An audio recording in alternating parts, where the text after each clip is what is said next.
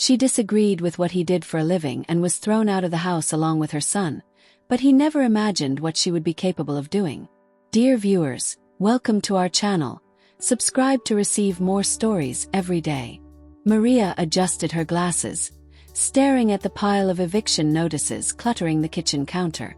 The once pristine marble island now bore stains from quick meals she and Liam, her 5-year-old son, had shared while trying to keep their lives afloat.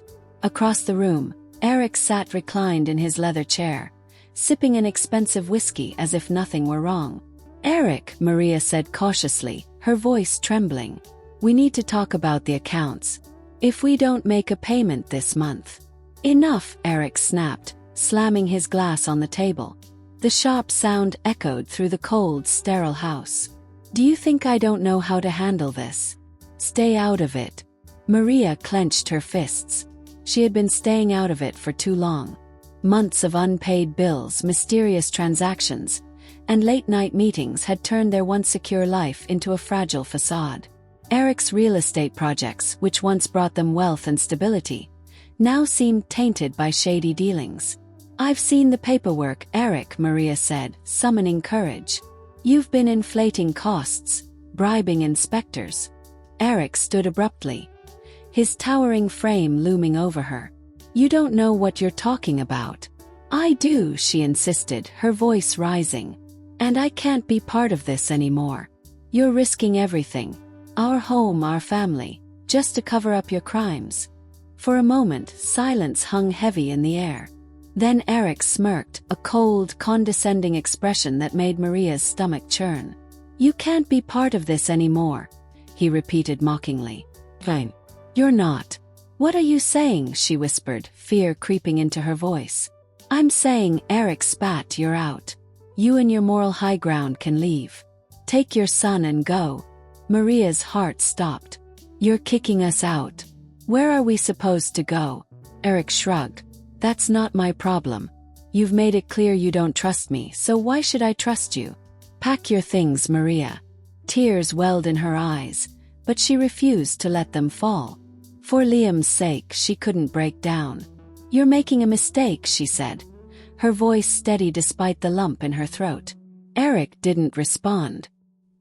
He simply turned his back on her and walked away. The next morning, Maria and Liam stood outside their house, 2 suitcases by their side. The sun shone brightly, mocking the storm brewing in Maria's heart. As Eric's sleek car pulled out of the driveway, Maria promised herself she wouldn't let him see her cry. With nowhere else to turn, Maria called an old friend who owned a small apartment complex in a less glamorous part of town. It wasn't much, but it was a roof over their heads. The apartment was tiny, with peeling wallpaper and a leaky faucet, but Maria made it home. She sold her wedding ring to cover the first month's rent and began looking for work. As an architect, her skills were specialized, but her portfolio, filled with designs she'd worked on for Eric's projects, was all she had left. Day after day, Maria faced rejection. Her connection to Eric's failing real estate empire tarnished her reputation, and employers were wary of hiring her. But she refused to give up. For Liam's sake, she had to keep going. One afternoon, as Maria scrolled through job postings, she stumbled upon a notice for a local design competition. The city was seeking innovative proposals for a sustainable housing project aimed at revitalizing low-income neighborhoods. Maria's heart raced. This was her chance, not just to rebuild her career, but to create something meaningful. With Liam playing quietly beside her, she sketched late into the night, pouring her soul into every line and detail. Her design focused on energy-efficient materials and community-centered layouts, inspired by the warmth and resilience of the people she'd met in her new neighborhood. When she submitted her proposal, Maria felt a mix of excitement and dread. She had given everything she had to this project, but the competition was fierce, and her resources were limited. Weeks later, Maria received a call that changed everything. Her design had been selected as a finalist, and she was invited to present her concept to a panel of city officials and investors. It was her first glimmer of hope in months, and she clung to it like a lifeline. On the day of the presentation, Maria stood before the panel, her heart pounding. She spoke passionately about her vision, emphasizing the importance of sustainable development and the need to uplift underserved communities. When she finished, the room erupted in applause. A week later, Maria was officially named the winner of the competition. The city awarded her a contract to oversee the project, providing her with the funding and resources she needed to bring her vision to life. As Maria celebrated her victory, Eric watched from afar. His once thriving empire was crumbling, and whispers of Maria's success began to reach him. A seed of bitterness took root in his mind, but he had no idea that her rise was just beginning, and that it would soon collide with his fall. Maria celebrated her victory with quiet determination. She poured herself into the project, spending sleepless nights refining designs and visiting construction sites to ensure her vision was brought to life. Her name quickly gained recognition as the architect who combined innovation with purpose, and her resilience became a story that inspired the local community. The neighborhood where the project took shape began to transform. Once neglected streets now buzzed with activity as construction crews brought Maria's designs to life. She insisted on hiring local workers, giving jobs to people who had long been overlooked, and she formed partnerships with community leaders to ensure the project met their needs. As Maria's reputation grew, she started to attract the attention of larger firms and influential investors. Invitations to collaborate poured in, each more lucrative than the last. But Maria chose her projects carefully, prioritizing those that aligned with her values. She had learned the hard way that success built on integrity was worth far more than quick profits. Meanwhile, Eric's life was unraveling. His once thriving real estate empire was buried under lawsuits and mounting debts. Rumors of his corrupt dealings spread, driving away investors and tarnishing his name. He spent his days trying to salvage what little remained of his reputation, but the walls were closing in. One afternoon, as he scrolled through the news, Eric froze. A feature article highlighted Maria's groundbreaking project, praising her as a rising star in the architectural world. Her photo accompanied the piece, her confident smile a stark contrast to the woman he had cast aside. For the first time, Eric felt the weight of what he had lost. Not just a partner, but a visionary who had the strength to create something extraordinary. Desperate, Eric decided to reach out. He told himself it was to congratulate her, to make amends, but deep down, he knew he needed her. His remaining assets were tied to a struggling development, and he believed Maria's influence could help save it. When Eric arrived at Maria's office, he was struck by how different she looked. The exhaustion and fear that once haunted her were gone, replaced by a quiet confidence that made her seem untouchable. Maria greeted him politely but kept their conversation professional, making it clear she hadn't forgotten how he had treated her. Eric tried to mask his desperation as he pitched his idea, claiming it could be a mutually beneficial partnership. Maria listened calmly, her expression unreadable. When he finished, she leaned back in her chair, studying him for a moment before speaking. "Eric, I appreciate you coming here," she said, her voice steady. "But I need to be honest with you. I don't think our values align, and I can't risk my reputation by associating with someone whose ethics have been called into question." Her words hit Eric like a punch to the gut. He stammered a weak response, but Maria held up her hand to stop him. "This isn't about revenge," she continued. "It's about doing what's right for my son and me. We've worked too hard to build a life we can be proud of, and I won't jeopardize that for anything."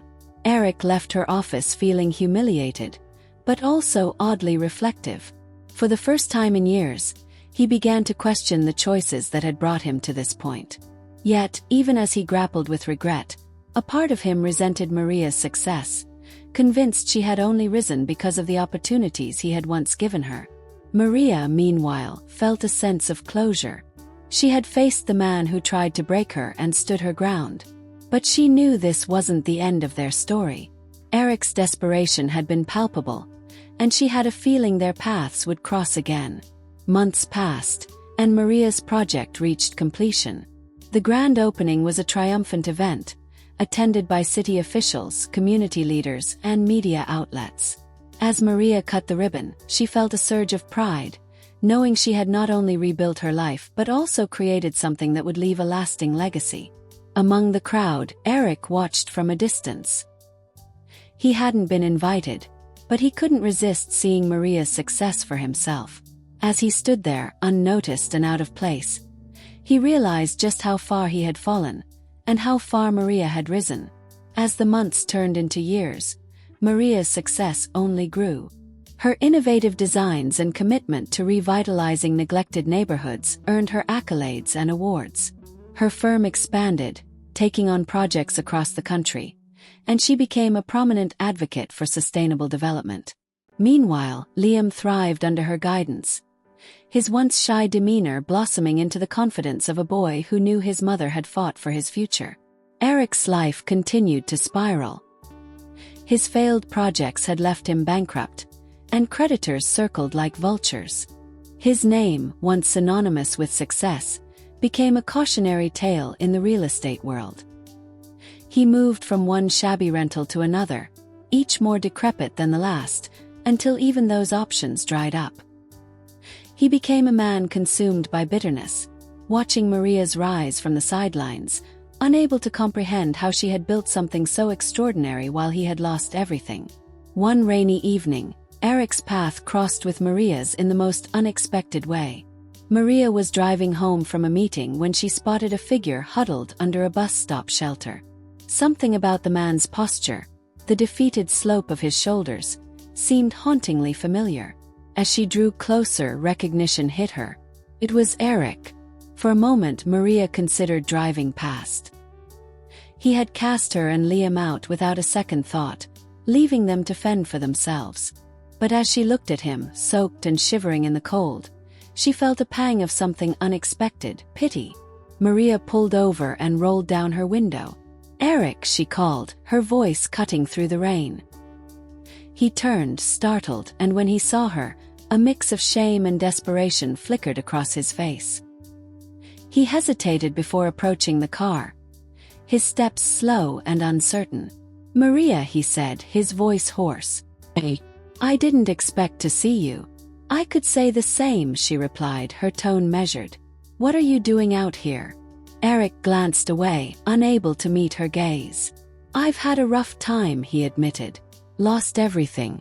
The business, the house. I'm just trying to get by." Maria studied him for a long moment. This was the man who had once towered over her, full of arrogance and power, now reduced to a shadow of his former self. She thought of Liam, safe and warm at home, and the life she had built without Eric. Her success was a testament to her strength and resilience, but it was also a reminder of the pain he had caused. "You need help," Maria said finally, her voice soft but firm.